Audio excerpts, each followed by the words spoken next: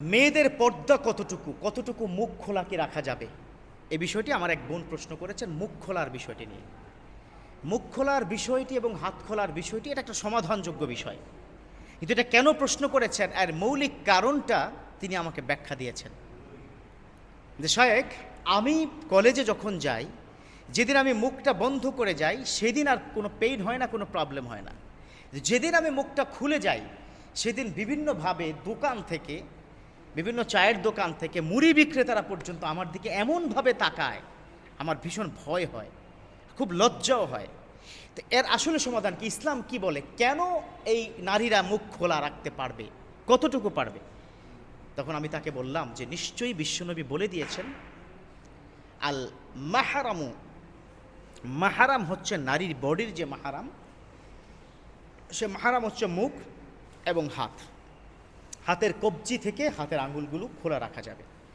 কিন্তু টোটাল ওয়ার্ল্ডের Islamic scholar কি বলেছেন যে সেই যুগ আর নেই। বিশ্বনবীর যুগে অথবা তার পরবর্তী যুগে, তাবিনদের যুগে, তাবিনদের যুগে, বা এখন থেকে 100 বছর আগে যখন সোশ্যাল মিডিয়া ছিল না, তখনকার বিশ্ব আর এই গত 10-15 বছর আগের বিশ্ব এক নয়।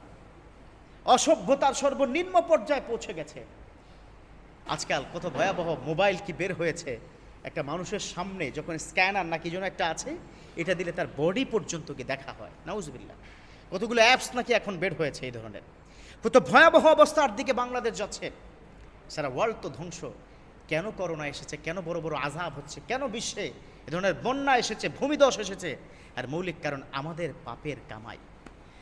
এজন্যই তো রব্বুল আলামিন তিনি বলে দিয়েছেন, ওয়ালানাবলুওয়ান্নাকুম বিশাইইম মিনাল খাউফি ওয়াল জুই ওয়া নাকসিম মিনাল আমওয়াল।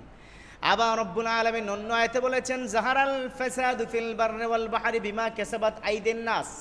ও দুনিয়ার গোলাম, গোটা বিশ্বের মধ্যে জলে এবং স্থলে যেখানে তোমরা যতগুলো বিপদ দেখবা, সকল বিপদগুলো, সকল আপদগুলো তোমাদের নিজেদের হাতের কামাই, নিজেদের হাতের কামাই। আরে নিজেরা অপরাধ করছো মিয়া। এই যে মেয়েটা আমাকে প্রশ্ন করেছে মুখমণ্ডল খোলা রাখার কারণেই আমার দিকে মানুষ লুলুপু দৃষ্টি দিয়ে তাকায়।